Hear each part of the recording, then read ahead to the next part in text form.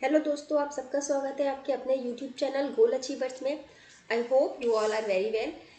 और जैसे कि आप लोग जानते हैं कि हम पढ़ रहे थे फोटो इलेक्ट्रिक इफेक्ट, और फोटो इलेक्ट्रिक इफेक्ट में मैं आपको अब फोटो इलेक्ट्रिक इफेक्ट की वजह से होने वाले जो चेंजेस होते हैं या फोटो इलेक्ट्रिक इफेक्ट आपका कब होता है उसके बारे में पढ़ा रही थी, जिसमें मैं आपको मेन वर्क फंक्शन के बारे में पढ़ा चुकी थी, थ्रेशोल्ड फ्रीक्वेंसी, थ्रेशोल्ड वेवलेंथ के बारे में और थ्रेशोल्ड फ्रीक्वेंसी के बारे में बता चुकी हूँ। एंड आई होप आप लोगों को साथ ये कॉन्सेप्ट क्लियर होंगे। इनसे रिलेटेड जो फॉर्मूले बताए हैं वो याद रखिएगा, क्योंकि उस पर बेस्ड बहुत से क्वेश्चंस आते हैं। अब हम चलते हैं इसके नेक्स्ट स्टेप की तरफ, और एक नेक्स्ट टॉपिक की तरफ, जिसमें है आपका behaviour of photon energy in photo electric effect.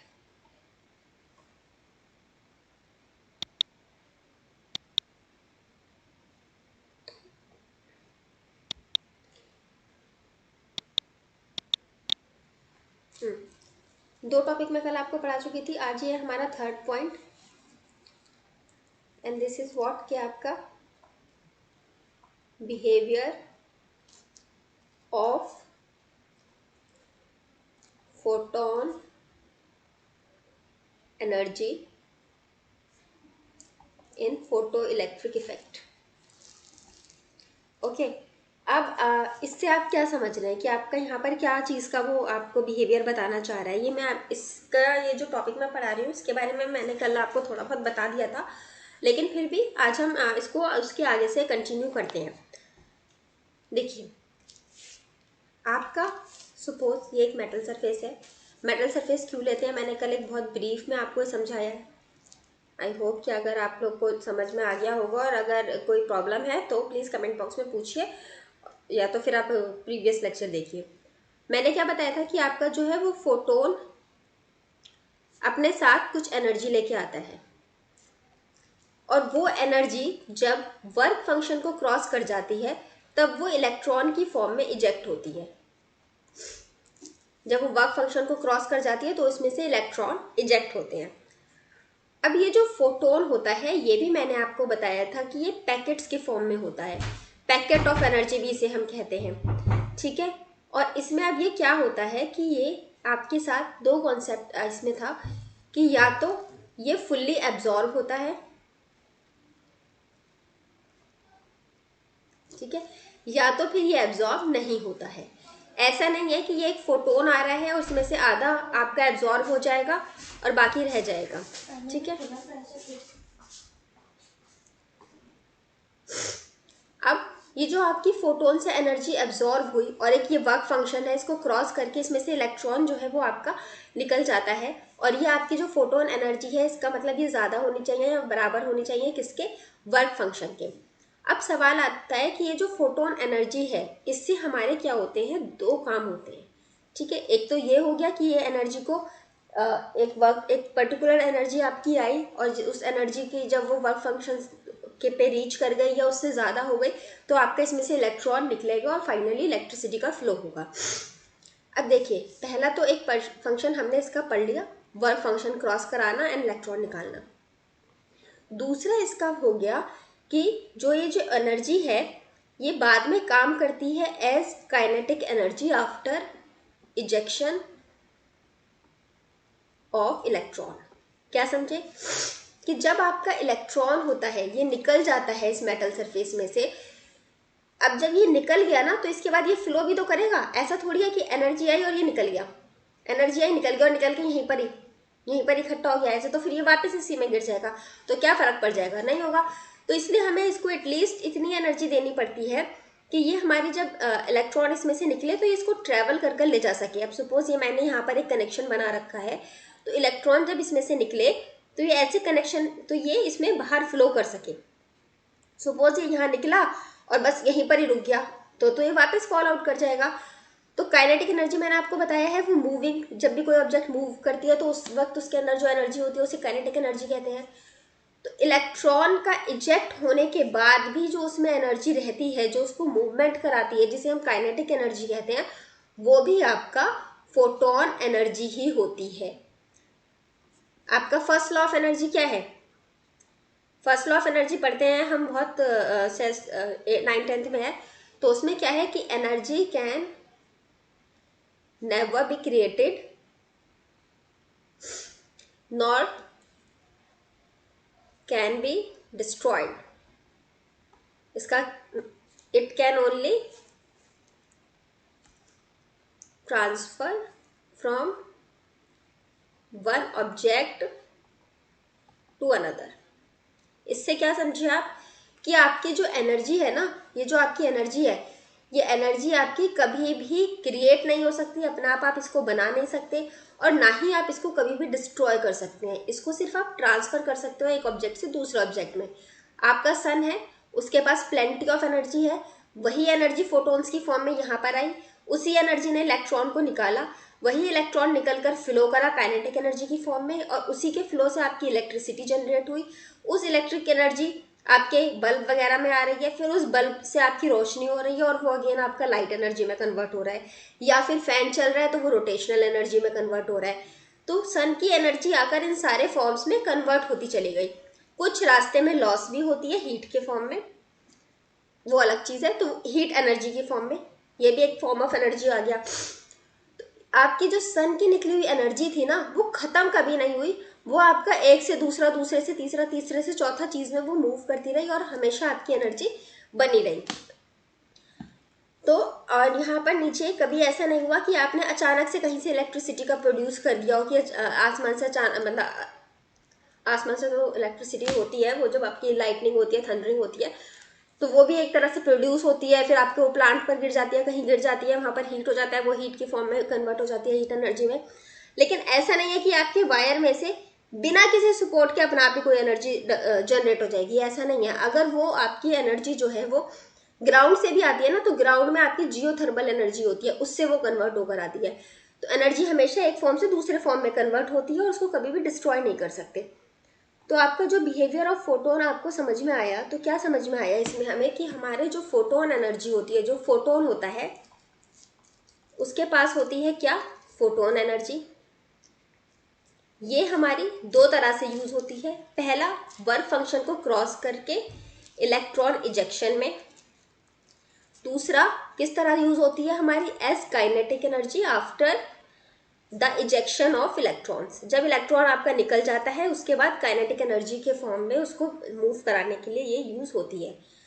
अब अगर हम बात करें काइनेटिक एनर्जी की, तो काइनेटिक एनर्जी का फॉर्मूला क्या होता है। मैंने आपको जो फर्स्ट या जब ये एटॉमिक स्ट्रक्चर पढ़ाया था, तब फर्स्ट या सेकंड लेक्चर में मैंने आपको होमवर्क दिया था काइनेटिक एनर्जी, पोटेंशियल एनर्जी, ये सब के बारे में पढ़ने के लिए। काइनेटिक एनर्जी का फॉर्मूला होता है हाफ mv²। बस इसे ध्यान रखना अभी फिलहाल के लिए, ठीक है। अब हमने हमेशा से क्या पढ़ा है कि जो हमारी एनर्जी होती है,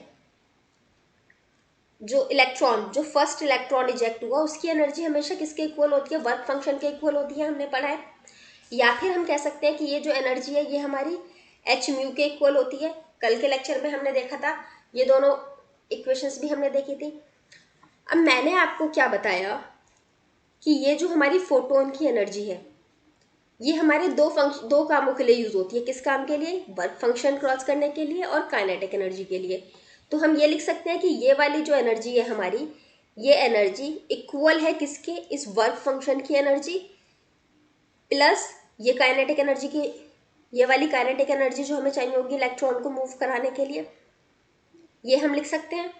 अब हमने कल पढ़ा था कि ये एनर्जी हमारी कितनी होगी, ये एनर्जी हमारी इक्वल होगी किसके, एच कांस्टेंट और फ्रीक्वेंसी के, मिनिमम फ्रीक्वेंसी जो वो क्रॉस करे, या फिर जैसे जैसे हमारी एनर्जी बढ़ेगी वैसे वैसे हमारी फ्रीक्वेंसी बढ़ेगी। तो हम इसकी जगह एच म्यू लिख सकते हैं इक्वल्स टू 5। और काइनेटिक एनर्जी का फॉर्मूला हमने देख लिया ये होता है, तो हम यहाँ से ये लिख सकते हैं हाफ mv², ठीक है। अब ये वर्क फंक्शन को अगर हम फ्रीक्वेंसी के टर्म में बात करें, तो वर्क फंक्शन किसके इक्वल था, हमारा Planck's constant into threshold frequency के इक्वल था। तो हम ये लिख सकते हैं वर्क फंक्शन की जगह प्लस ये हाफ mv², ठीक है। अब यहाँ से हमें कितने फॉर्मूला मिले जो हमारे डायरेक्टली यूज होते हैं निकालने के लिए, energy equals to work function plus kinetic energy, energy equals to work function plus kinetic energy का फॉर्मूला।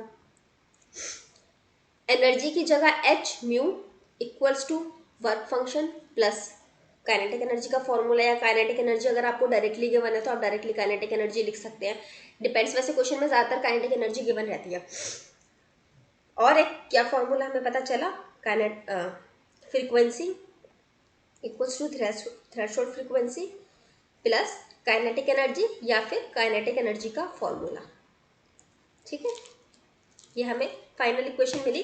लेकिन जो आपका क्वेश्चन आता है वो डायरेक्टली इस पे बेस्ड भी आ सकता है, इस पे भी आ सकता है, इस पे भी आ सकता है, कैसे भी क्वेश्चन आ सकता है। ठीक है, अब अगर यही इक्वेशन को आपको वेवलेंथ की फॉर्म में लिखना हो तो आप कैसे लिखेंगे?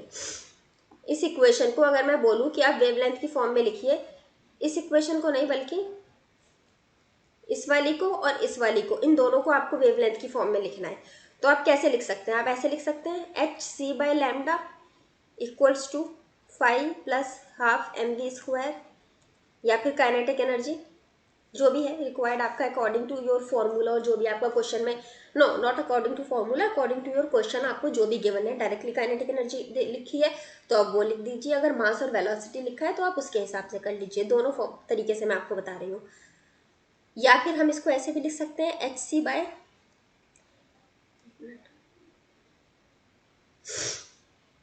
hc/λ equals to threshold wavelength जो आपका था, जो हम वर्क फंक्शन की जगह लिखते थे, वो क्या लिख सकते हैं हम? hc/λ लिख सकते हैं प्लस ½ mv²। तो अगर आपसे वेवलेंथ पूछेगा तो भी आप कर सकते हैं, फ्रीक्वेंसी पूछेगा तो भी आप कर सकते हैं। ज़्यादातर ये होता है क्वेश्चन में कि आपको थ्रेशोल्ड फ्रीक्वेंसी दे रखी होती है एंड आपको ये काइनेटिक एनर्जी दे रखी होती है एंड थ्रेशोल्ड फ्रीक्वेंसी दे रखी होती है, और आपको नॉर्मल फ्रीक्वेंसी पूछी हुई होती है। तो इसको जब आप सॉल्व करते हैं तो h की फॉर्म में आंसर आ जाता है, या तो फिर h कैंसिल हो जाता है। इस तरह से इसको सॉल्व कर लिया जाता है। तो ये आपको समझ में आ गए होंगे दो फॉर्मूले जो मैंने आपको बताए, फोटोन का जो बिहेवियर होता है उस पर बेस्ड। ठीक है, अब हम चलते हैं इसके बाद अपने नेक्स्ट पॉइंट की तरफ।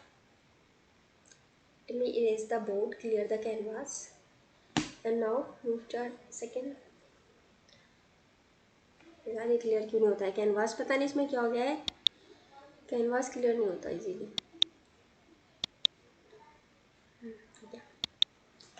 Now move to our fourth point. दो हमने कल पढ़े थे, threshold frequency and threshold wavelength, and एक अभी हमने पढ़ लिया behaviour of the photon. Now move to our the fourth point and this is what the quantum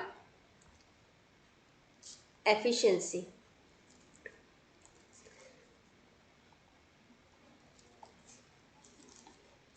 of metal surface। Don't get confused with the photon, this is of the metal surface।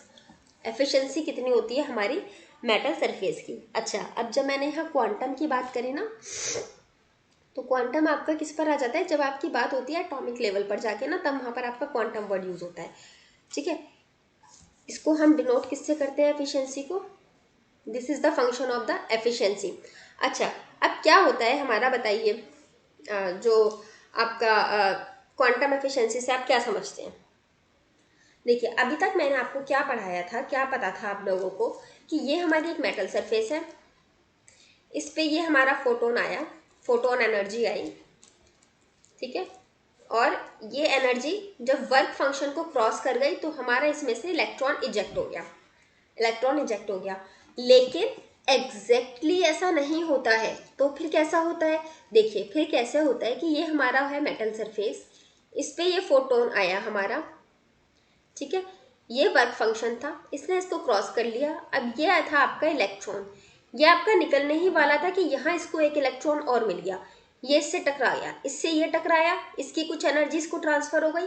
Suppose इसका work function था 10, जैसे इसको 10 मिली energy, ये इसमें से निकलने वाला था, और जब ये इसमें से निकल रहा है और इसको ये टकरा गया तो दोनों में 5-5 डिवाइड हो गई। अब ये बाहर निकलेगा, बताइए, बाहर निकलने के लिए तो कितनी चाहिए? इसको 10 चाहिए, इसको भी 10 चाहिए, लेकिन अब टकराने की वजह से कितनी रह गई? इसकी भी 5 रह गई, इसकी भी 5 रह गई। तो ये निकल सकता है बाहर? नहीं निकल सकता। अब सपोज मान लीजिए फोटोन का हमारा वर्क फंक्शन 10 था और इस इलेक्ट्रॉन के पास 20 है एनर्जी, और फिर ये इस इलेक्ट्रॉन से टकराया तो 20 का डिवाइड होकर इनके पास, दोनों के पास 10-10 आ गई। तो अब ये दोनों बाहर निकल जाएंगे। अब सपोज कि ये इलेक्ट्रॉन फिर आगे जाके निकलने से पहले किसी और से टकरा गया तो फिर ये बाहर नहीं निकलेगा। अब ये जो कोलिजन होता है ना, कोलिजन में क्या होता है, आपकी एनर्जी ट्रांसफर होती है। अब सपोज इस इलेक्ट्रॉन से ये टकराया, इसके पास आ गई 5, और यहाँ पर एक इलेक्ट्रॉन और था जिसके पास टकराने की वजह से इसके पास भी 5 एनर्जी आ गई थी। ये दोनों आपस में टकरा गए।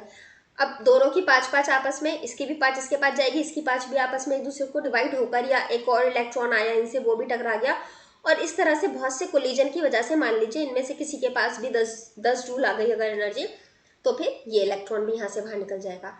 तो होता क्या है कि आपका जितना फोटोन आया और जितने आपके उस फोटोन्स की जो एनर्जी आई और वर्क फंक्शन क्रॉस करने के बाद जितने भी इलेक्ट्रॉन्स ने आपकी एनर्जी को गेन करा, जितने भी इलेक्ट्रॉन्स के पास आपके वर्क फंक्शन से ज़्यादा की एनर्जी आई, ज़रूरी नहीं है कि वो सारे इलेक्ट्रॉन इजेक्ट कर जाएं, ऐसा ज़रूरी नहीं है। क्यों? क्योंकि कुछ आपस में कोलाइड कर जाते हैं और उनकी एनर्जी कम हो जाती है, और जब एनर्जी कम हो जाती है तो वो मेटल सरफेस से बाहर नहीं निकल पाते हैं। तो हमारा इससे क्या होता है कि जो हमारी एफिशिएंसी है वो हमारी घट जाती है।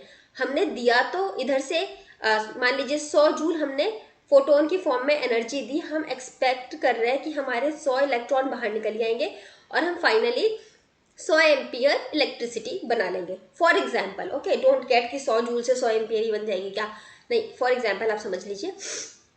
अब हुआ क्या, जब ये इलेक्ट्रॉन में अंदर आया तो ये आपस में कुछ इलेक्ट्रॉन टकरा गए और इनकी एनर्जी जो है वो लॉस हो गई। एनर्जी लॉस की वजह से आपके 100 इलेक्ट्रॉन की बजाय आपके 80 इलेक्ट्रॉन ही बाहर निकले या 90 इलेक्ट्रॉन ही बाहर निकले। अब इन 80 इलेक्ट्रॉन से क्या होगा, आपकी 80 एम्पियर ही करंट जो है आपका डेवलप हो जाएगा। तो इस मेटल सरफेस की एफिशिएंसी हमारी क्या हुई, इसकी एफिशिएंसी इस तरह से हमारी इसकी एफिशिएंसी कम हो गई। ठीक है, तो एफिशिएंसी इसकी बढ़ी या कम हुई, कम हो गई। एक तो था कि आपका 100 जूल आता, 100 का 100 बाहर निकलता और 100 का 100 एम्पियर करंट बनाता, मगर ऐसा प्रैक्टिकल लेवल पर नहीं होता। प्रैक्टिकल में क्या हुआ, 100 आया, 80 बाहर निकला और उस 80 एम्पियर फिर करंट उससे जनरेट हो पाया, तो इसकी एफिशिएंसी कम हो गई हमारी। तो अब मैं एक बार लिख देती हूँ कि ये पॉइंट मैं आपको ना एक थोड़ा टेक्स्ट फॉर्म में लिख देती हूँ। वैसे तो मैं आपको नोट्स प्रोवाइड कराती हूँ अपनी राइटिंग में और अपने तरीके से, लेकिन अगर आप में से कुछ लोग अपने आप भी नोट्स बना रहे होंगे, आई एम वेरी श्योर, जो कि बहुत अच्छी बात है। अपने नोट्स अपने आप बनाने चाहिए, पढ़ने में आसानी है, ईजी होता है, रिवाइज करने में बहुत ईजी होता है। फिर भी मैं लिख देती हूँ, it is not necessary that every photon H, photon मतलब यही आपकी म्यू की जगह आप यहाँ पर एनर्जी लिख दीजिए, समझने में ज़्यादा इजी रहेगा। दैट एवरी फोटोन एनर्जी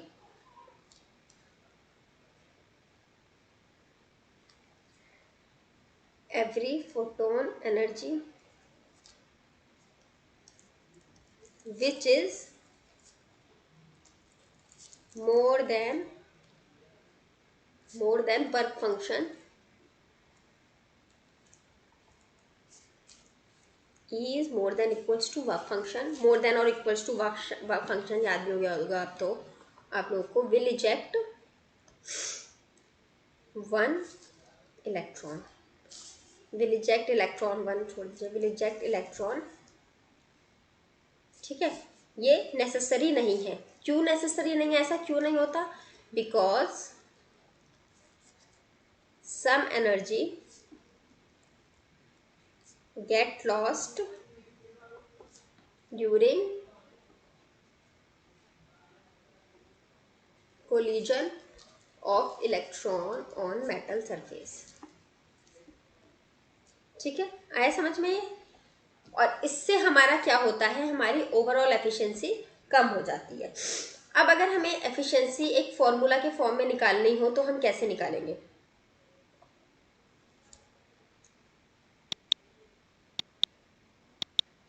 अगर हमें फॉर्मूला की फॉर्म में एफिशिएंसी निकालनी हो तो हमारी क्वांटम एफिशिएंसी क्या होती है,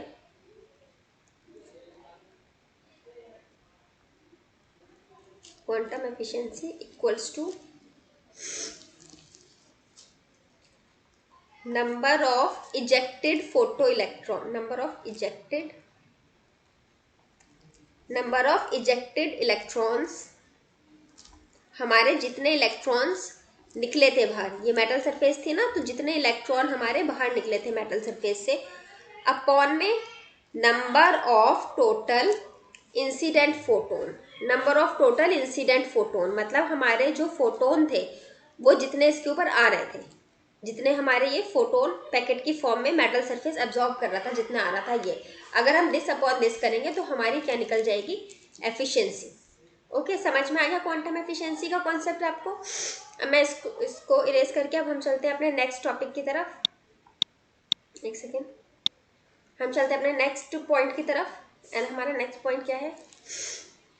next point is the effect of intensity, effect of intensity variation in photoelectric effect।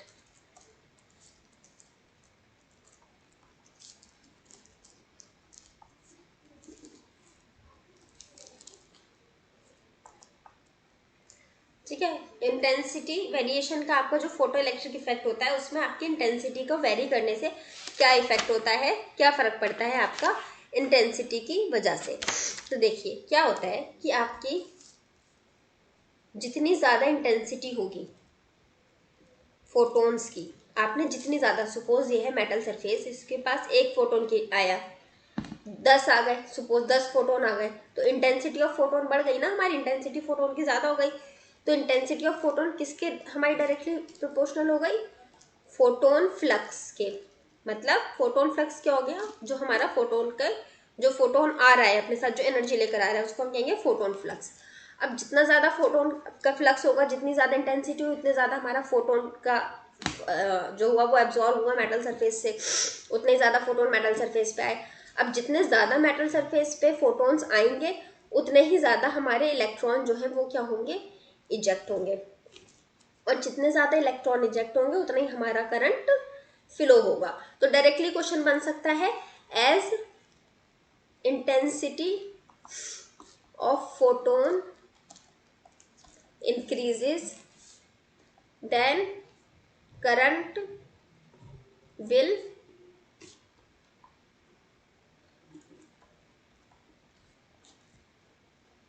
increase, decrease, remain same, become double। Double हो जाएगी। अब ऐसे तो पॉसिबल नहीं है ना, अब आपकी जितनी इंटेंसिटी डबल होगी तो करंट डबल होगा, अगर इंटेंसिटी डबल नहीं होगी तो करंट थोड़ी ना डबल हो जाएगा। तो क्या होगा? बस हमारा करंट इंक्रीज कर जाएगा। कितना इंक्रीज करेगा वो कुछ इससे नहीं पता चलता है, इंटेंसिटी से। हो सकता है आपका कोलिजन इंक्रीज कर जाए तो ज़्यादा इलेक्ट्रॉन ही बाहर ना निकल पाए। तो बहुत सी चीज़ मैटर करती है फिर कि आपका करंट कितना बढ़ेगा उसके हिसाब से। लेकिन फिलहाल यही है कि आपका जो है करंट जो है इंक्रीज कर जाता है हमारा करंट, जैसे जैसे हम इलेक्ट्रॉन्स की फोटोन्स की इंटेंसिटी को इंक्रीज करते हैं। अब हम चलते हैं अपने नेक्स्ट पॉइंट की तरफ। वो है हमारा इफेक्ट ऑफ टेम्परेचर। टेम्परेचर क्या क्या इफेक्ट होता है? ये ज़्यादा वो नहीं है पॉइंट, बहुत इसमें से क्वेश्चन आया नहीं है। क्वेश्चन बस वो जो शुरू के मैंने पढ़ा है आपको, frequency, wavelength, behaviour of photon और क्वांटम इफिशियंसी, या फिर इंटेंसिटी का थोड़ा बहुत ये आता है। ये टेम्परेचर वगैरह का पॉइंट नहीं आता है, लेकिन फिर भी पढ़ा रही हूँ क्योंकि वर्स्ट केस सिनेरियो में आपका कुछ भी आ सकता है। ये बहुत डायरेक्ट सा है, कुछ इसमें आपको नहीं याद करना पड़ेगा। Effect of temperature on photo electric effect. क्या होता है आपका इफेक्ट टेम्परेचर का? अगर आपका टेम्परेचर बढ़ेगा तो फोटो इलेक्ट्रिक इफेक्ट में, mark my point, what I want to say, कि effect of temperature on photo electric effect. ठीक है, कोई और इफेक्ट की बात नहीं हो रही है, फोटो इलेक्ट्रिक इफेक्ट की बात हो रही है पर्टिकुलर। तो क्या होता है आपका? No effect. या अब आप बोलोगे ऐसे कैसे मैडम, इफेक्ट तो पढ़ना चाहिए। हमने पहले पढ़ा था, जो हमारी हीट दे रहे थे हम, तो हमारा मेटल की एनर्जी बढ़ रही थी, जो मैंने एक बताया था ना आपको, एक आपको ये बताया था कि ये मेटल सरफेस होती है।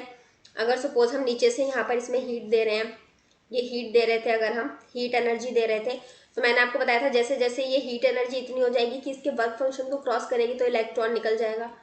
ये पढ़ाया था ना एक पॉइंट, जब मैंने आपको स्टार्टिंग में प्रोसेस बताए थे, जो फर्स्ट लेक्चर था इसका, तब वहां मैंने क्या बताया था? इस प्रोसेस का नाम होता है थर्मोआयनिक एमिशन।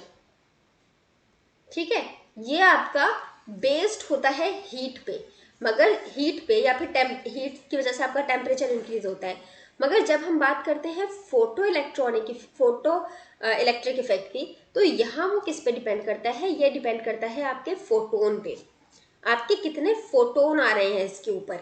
अब फोटोन आपका 10 आ रहा है, 20 आ रहा है, टेम्परेचर आपका 100 डिग्री है या 200 डिग्री है या 400 डिग्री है, उससे कोई मैटर नहीं करता। अगर 10 डिग्री टेम्परेचर है लेकिन अगर फोटोन हमें मिल जाते हैं 40-50, तो हमारा करंट निकल जाएगा, करंट हमारा फ्लो कर जाएगा, वर्क फंक्शन तो अगर वो क्रॉस कर लेता है।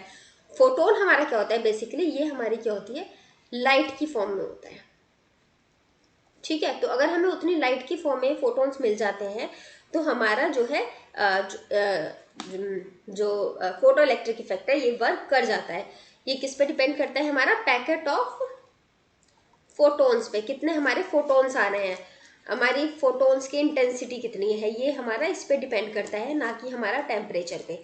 ओके, तो ये एक पॉइंट याद रखना, क्योंकि इसमें कंफ्यूज हो जाते हैं बच्चे कि अच्छा जैसे जैसे हमारा टेम्परेचर बढ़ेगा इलेक्ट्रॉन्स तो बाहर निकलेंगे, टेम्परेचर बढ़ेगा तो इलेक्ट्रॉन्स को एनर्जी मिलेगी, टेम्परेचर तो इलेक्ट्रॉन्स बाहर निकलेंगे, बिल्कुल बाहर निकलेंगे 100%, लेकिन वो फोटो इलेक्ट्रिक इफेक्ट में कंट्रीब्यूट नहीं करेंगे। फिर जब हम बात करते हैं फोटो इलेक्ट्रिक इफेक्ट की, तो वो कंप्लीटली डिपेंड करता है पैकेट ऑफ फोटोन के ऊपर, या पैकेट ऑफ फोटोन की, या फोटोन की एनर्जी के ऊपर। और जहाँ टेम्परेचर डिपेंड करता है वो होता है हमारा थर्मोआयनिक इमिशन, जो हमारा टेम्परेचर पे डिपेंड करता है। अच्छा, एक सवाल और आप लोग के लिए क्वेश्चन है, ये मुझे बताइए आप लोग, ये क्वेश्चन है कि हमारा what is the theory, question है what is the time lag between incident of photon after crossing work function and ejection of electrons. क्या क्वेश्चन में पूछा है, हमारा कितना टाइम लैग होता है किसके बीच में, जब हमारे इंसिडेंट फोटोन, ये मेटल सरफेस है, इस पे फोटोन आया, इसने वर्क फंक्शन को क्रॉस किया, इसके बाद इसमें से इलेक्ट्रॉन निकलेगा, तो इन दोनों के बीच में हमारा जो है वो टाइम लैग कितना होता है, कितना टाइम का गैप होता है हमारा। ये सवाल है, इसका आंसर आप लोग कमेंट बॉक्स में दीजिए। और अब मैं मूव करती हूँ अपने नेक्स्ट पॉइंट की तरफ। देखिए, मैंने इससे पहले वो जो आपको इंटेंसिटी वाला कॉन्सेप्ट समझाया था ना, उसको हम थोड़ा सा एक्सपेरिमेंटल फॉर्म में भी देख लेते हैं। एक्सपेरिमेंटल फॉर्म में बताने का इसका रीज़न सिर्फ एक ये है कि इससे ना हमारा ग्राफ ड्रॉ होता है, जो कई बार पूछ लिया जाता है। उस ग्राफ से आपको बताना होता है कि कौन से वाले की इंटेंसिटी ज़्यादा है या किसकी इंटेंसिटी कम है, हमें ये बताना होता है। तो देखिए, अब मैंने आपको एक चीज़ बताई थी कि हमारा ये मेटल सरफेस है, इस पर फोटोन आता है, वर्क फंक्शन होता है, क्रॉस करता है, इलेक्ट्रॉन बाहर निकलता है। अब आप मुझे बताइए, अगर हम फोटोन्स डालते जाएं डालते जाएं डालते जाएं डालते जाएं, तो क्या इलेक्ट्रॉन्स बाहर निकलते रहेंगे और करंट को जनरेट करते रहेंगे हमेशा हमेशा हमेशा, मतलब बिना गैप दिए, बिना रुके, अगर कंटिन्यूअसली हम डाल रहे हैं तो? नहीं, ऐसा नहीं है। एक टाइम के बाद ये प्रोसेस होना रुक जाता है, मतलब रुक क्या जाता है, एक सेचुरेशन आ जाता है एक करंट के लेवल में, फिर करंट उससे ज़्यादा इंक्रीज नहीं करता है। पहले 1 इलेक्ट्रॉन निकला तो आपका मान लो 1 एम्पियर हुआ, फिर 10 इलेक्ट्रॉन निकल गए तो 10 एम्पियर करंट हुआ, सपोज 100 इसमें से इलेक्ट्रॉन निकल गए और 100 एम्पियर करंट आ गया, तो वो एक तरह से आपका सेचुरेशन लेवल हो जाता है। उसके बाद फिर आपका करंट कांस्टेंट हो जाता है, फिर आपके जितने कुछ कितने भी इलेक्ट्रॉन निकले करंट आपका इतना ही फ्लो करता है। जैसे देखिए, मैं आपको बताती हूँ, सपोज कि ये आपकी है एक ट्यूब, हम लैब्स में यूज़ करते हैं। ये आपकी शीट हो गई, मेटल शीट, एंड ये आपकी कनेक्टेड है सप्लाई से।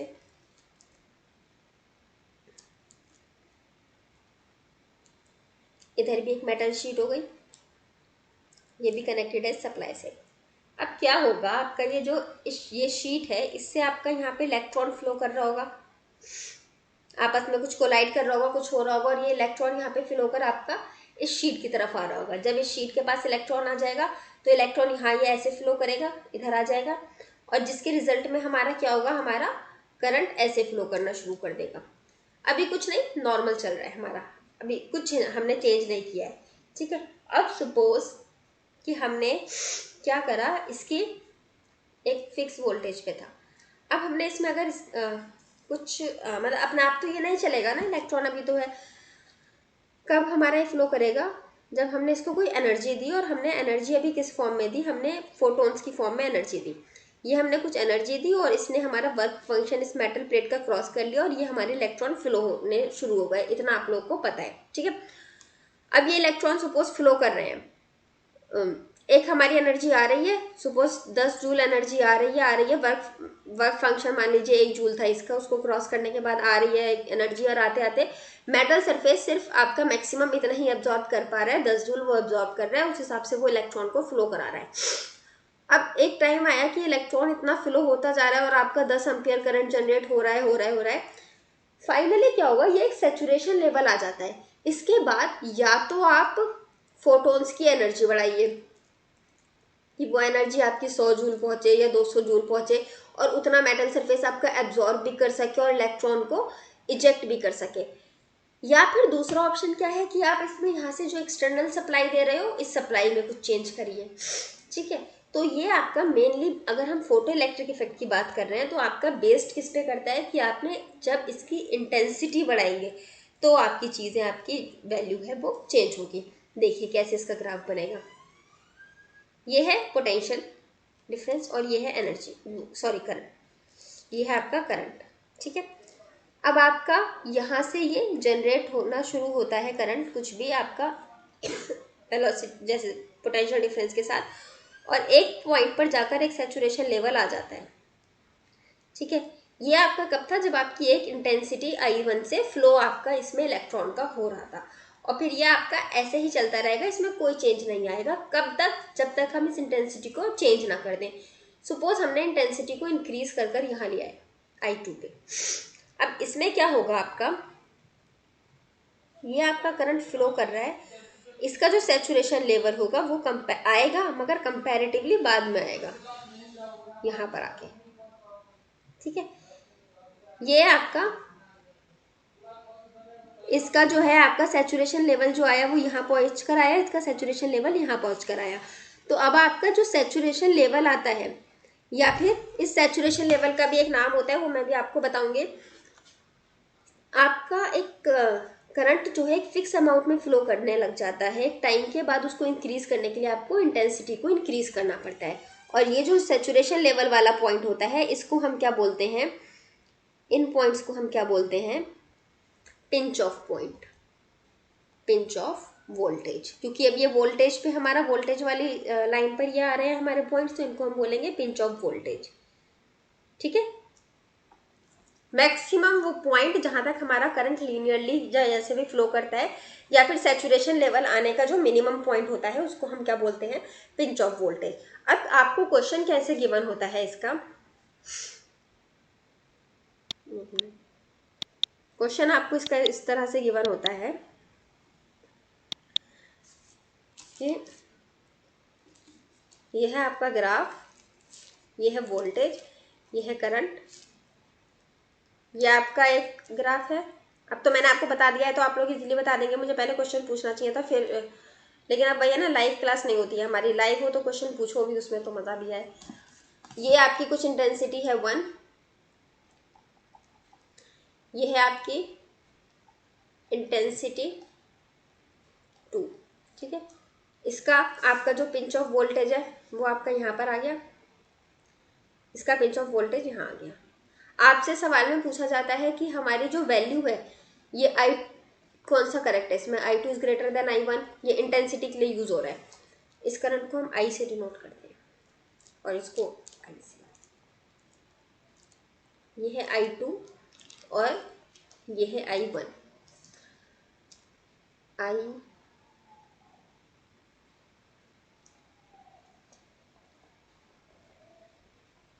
I2, या फिर एक पूछ सकता है आपसे I1 का स्क्वायर इज इक्वल्स टू 1। बताइए इसमें से क्या हो सकता है आपका आंसर। देखिए अब यहाँ पर वही जो मैंने आपको, अब तो मैंने आपको बता दिया कि जो हमारी ऊपर वाला है, जिसका हमारा सैचुरेशन बाद में आ रहा है, जिसका पिंच ऑफ पॉइंट हमारा बाद में है, वो हमारी इंटेंसिटी ज़्यादा होगी, ठीक है। जितना हमारा पिंच ऑफ पॉइंट बड़ा होगा, पिंच ऑफ वोल्टेज जो हमारी जितनी ज़्यादा होगी, उतनी ही ज़्यादा हमारी इंटेंसिटी होगी। अब तो मैंने आपको ये वाला पॉइंट बता दिया, सपोज नहीं पता होता तो आपको फिर कंफ्यूजन हो जाता है इसमें क्या सही है, और ज़्यादातर बच्चे देखते हैं अच्छा ये स्क्वायर दे रखा है तो मतलब यही सही है भैया, तो यही लगा कर आ जाते हैं। तो ठीक है, अब आपको ये समझ में आ गया कि इंटेंसिटी आपके जैसे जैसे पिंच ऑफ वोल्टेज बढ़ता है आपकी इंटेंसिटी बढ़ती है। अब ये पिंच ऑफ वोल्टेज और ये इंटेंसिटी का रिलेशन बताने का भी रीज़न था, इंटेंसिटी आपको बता दिया, उससे आपको वोल्टेज का रिलेशन बता दिया। अब हम चलते हैं एक बहुत इंपॉर्टेंट पॉइंट की तरफ। अब जो नेक्स्ट पॉइंट है उससे भी आपका बहुत बार आपके फॉर्मूलाज आते हैं, मतलब उस फॉर्मूले पे बेस्ड आपका कई बार क्वेश्चन आता है, आपने कई बार देखा भी होगा। जैसे मैं फॉर एग्जांपल क्वेश्चन लेती हूँ, एक सेकेंड, क्वेश्चन नहीं, मैं पहले आपको पॉइंट ही बताती हूँ। ये पॉइंट है आपका क्या, स्टॉपिंग पोटेंशियल।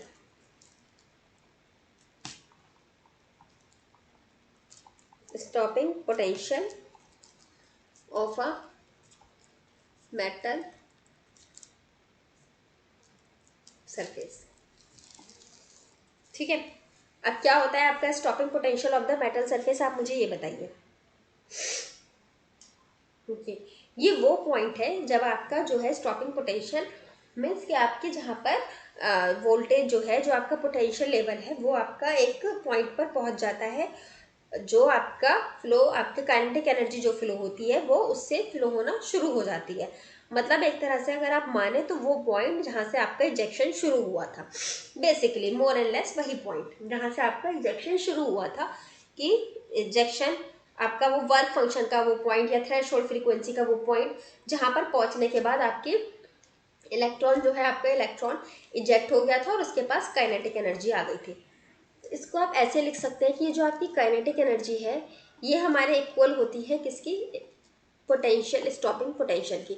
स्टॉपिंग पोटेंशियल को हम ऐसे लिखते हैं, क्यों, क्योंकि V तो इज वोल्टेज मतलब पोटेंशियल, बात हम इलेक्ट्रॉनिक लेवल पे कर रहे हैं तो E into V, and since ये स्टॉपिंग पोटेंशियल है तो जैसे हम फ्रीक्वेंसी को TH से डिनोट करते थे, स्टॉपिंग पोटेंशियल को हम ऐसे डिनोट करते हैं वी नॉट से। Stopping potential is V not. ठीक है, तो आपका ये जो काइनेटिक एनर्जी है, इलेक्ट्रॉन के पास जो काइनेटिक एनर्जी आ रही है वो आपकी कितनी होती है, इलेक्ट्रॉन इनटू जो उसका स्टॉपिंग पोटेंशियल हो गया। ठीक है, अब यहाँ से हम इसको ऐसे लिख सकते हैं कि हमारा जो स्टॉपिंग पोटेंशियल है वो कितने के इक्वल हो गया, kinetic energy divided by electron. Suppose हमारी 100 जूल काइनेटिक एनर्जी थी और हमारे 2 इलेक्ट्रॉन फ्लो हुए थे उसमें, तो 2, तो हमारी स्टॉपिंग पोटेंशियल कितनी आ गई, 5 वोल्ट। ओके, अब इस काइनेटिक एनर्जी को अगर हम काइनेटिक एनर्जी का फॉर्मूला लिख दें जो हमने पहले पढ़ा था, काइनेटिक एनर्जी वो किसके इक्वल था हमारा, देखिए मैंने आपको पहले जो पढ़ाए थे, मैंने बताया था ना ये हमारे आगे बहुत यूज होने वाले हैं। एक minute, let me clean it, चल जा भैया, मार्कर चल रहा है और इरेजर नहीं चल रहा है।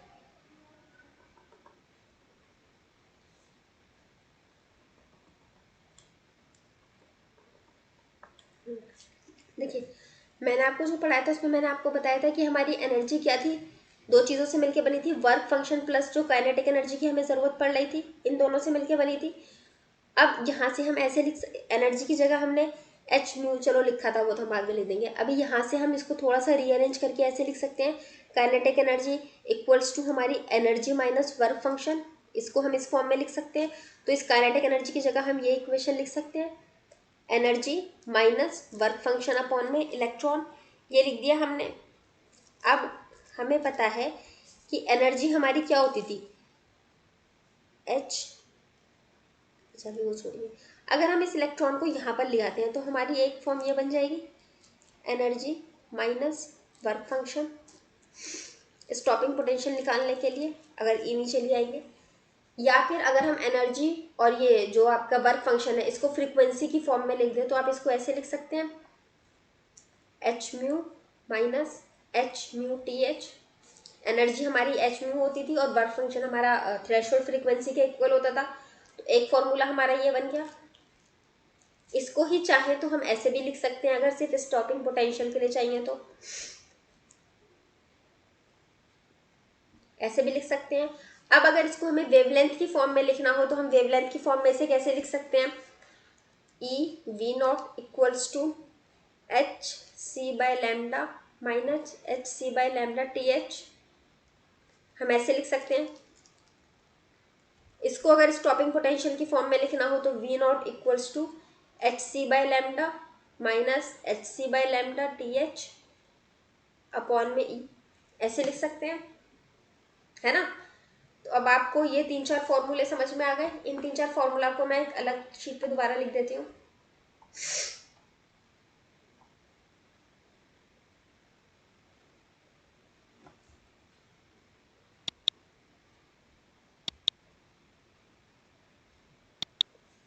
देखिए हमें कौन कौन से फॉर्मूले मिले। सबसे पहले हमें मिला V not equals to E minus five, या फिर एक मिला हमें E V not equals to E minus five, ये मिला हमें फॉर्मूला। ठीक है, एक फॉर्मूला हमें और क्या मिला, वी नॉट इक्वल्स टू, अगर हम फ्रीक्वेंसी की फॉर्म में लिख देंगे तो, या फिर E V not equals to H T H minus H U T H. अब अगर हम इसको वेवलेंथ की फॉर्म में लिखते हैं तो हम H C by lambda minus H C by lambda T H. देखो मैं बार बार फॉर्मूले इसलिए बोलती हूँ ना ताकि आपको क्लास में सब याद हो जाए। अगर एक बार पढ़ाकर छोड़ दूंगी तो फिर याद नहीं होगा और ऊपर से अलग कन्फ्यूजन अलग हो जाएगा। ई वी नॉट लिख दिया तो H C by lambda minus H C by lambda T H, ये लिख दिया। एक फॉर्मूला हमने जो और देखा था जो सबसे बेसिक इसका, जो जिसकी वजह से पूरा डेरिवेशन हुआ था स्टार्ट, वो क्या था हमारा, kinetic energy equals to E V not. ठीक है, ओके। तो ये फॉर्मूले हमने इसमें देखे। अब लेट मी चेक क्लास हमारी कितनी देर की हुई। नया टॉपिक स्टार्ट नहीं हो पाएगा। हाँ, मैं तो तब तक क्या करती हूँ, आपको एक आध क्वेश्चन करा देती हूँ इस पे बेस्ड, जिससे आपको ये टॉपिक अच्छे से समझ में आ जाएगा कि हमारे क्वेश्चंस किस तरह के आते हैं। ठीक है,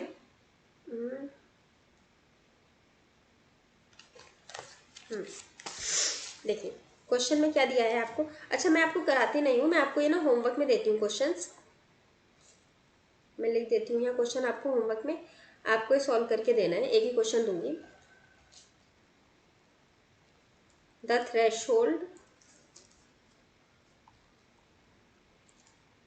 threshold wavelength of a metal is 400 nanometer. Photoelectrons have kinetic energy maximum 1.5 electron volt. Find the wavelength and frequency of incident photo. ठीक है, ये क्वेश्चन है, आपको इसे आपको ट्राई करना है सॉल्व करने का, और उसके बाद हम इसमें देखते हैं आगे। इस चैप्टर को हम फिर आगे कंटिन्यू करेंगे। वैसे ये चैप्टर तो यहीं पर एंड हो गया। इसके लिए वर्कशीट वगैरह मैं दोनों एटॉमिक स्ट्रक्चर और इस जो हमने अभी पढ़ा चैप्टर फोटो इलेक्ट्रिक इफेक्ट वाला, इन दोनों की वर्कशीट मैं आपको कंबाइन करके दे दूंगी। कुछ क्वेश्चंस प्रैक्टिस भी करवा दूंगी, एंड उसके बाद हम मूव करेंगे अपने नेक्स्ट टॉपिक की तरफ। और इस क्वेश्चन को आप सॉल्व करके आंसर दीजिए, तो आपको पता चलेगा आपको कितना समझ में आया, कितने फॉर्मूला आपको याद हुए। और आंसर इसका कमेंट बॉक्स में पोस्ट करिएगा। और इस वीडियो को मैं यही एंड करती हूँ। अगर कमेंट बॉक्स में नहीं पोस्ट करना है ना, तो आप अपना उसमें जो आपका टेलीग्राम ग्रुप है हमारा, उसमें भी आप इसका आंसर दे सकते हैं। और इस वीडियो को मैं यही एंड करती हूँ। आई होप आपको समझ में आया होगा, और अगर कुछ भी डाउट है तो प्लीज़ उसको पूछिए।